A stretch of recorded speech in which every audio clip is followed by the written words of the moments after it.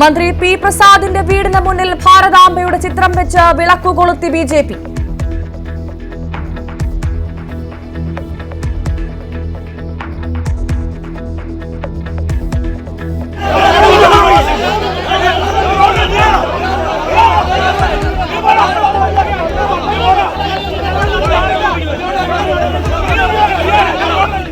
എല്ലാവരും നേതാക്കളുടെ വീടുകളിലേക്ക് മാർച്ച് നടത്തിയാൽ എന്താകും സ്ഥിതിയെന്നോർത്താൽ നല്ലതെന്ന് മന്ത്രി പി പ്രസാദ്. സിപിഎമ്മിനും സിപിഐക്കും ഒരേ നിലപാടെന്ന് M V Govindan.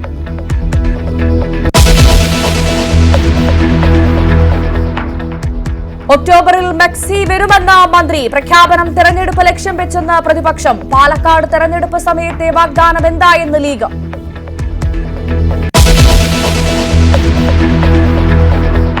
Kitex group ആന്ധ്രയിലേക്ക്. കേരളത്തിലെ ബിസിനസ് സാഹചര്യം മോശമായതായി സാബു എം ജേക്കബ്.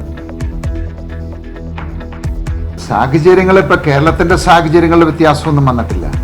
കേരളത്തിന്റെ സാഹചര്യം അന്നത്തേനേക്കാൾ കുറച്ചുകൂടി മോശമായെന്നുള്ളതല്ലാതെ അതിനേക്കാൾ നന്നായതായിട്ട് പറയാൻ പറ്റില്ല. വ്യവസായത്തിന് ആവശ്യമായ എല്ലാ സൗകര്യങ്ങളും നൽകുമെന്ന് ആന്ധ്രാമന്ത്രി എസ് സബിത.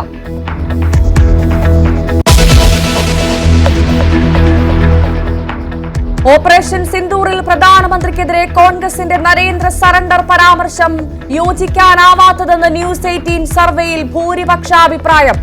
ദേശ താൽപര്യത്തിനെതിരാണ് കോൺഗ്രസ് നിലപാടെന്നും സർവേ ഫലം. സിന്ധു നദീജല കരാർ പുനഃപരിശോധിക്കണമെന്ന പാകിസ്ഥാന്റെ അപേക്ഷ തള്ളി ഇന്ത്യ.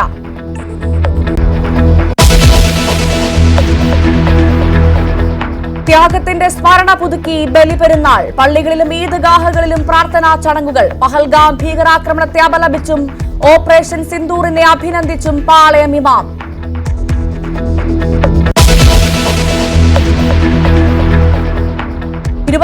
മണിക്കൂറിനിടെ പുതിയ 301 കോവിഡ് കേസുകൾ കൂടി. 127 പേർ കേരളത്തിൽ. വിവിധ സംസ്ഥാനങ്ങളായി 4 മരണം. രാജ്യത്താകെ കോവിഡ് ബാധിതരായ 5755 പേരിൽ കേരളത്തിൽ 1806 പേർ.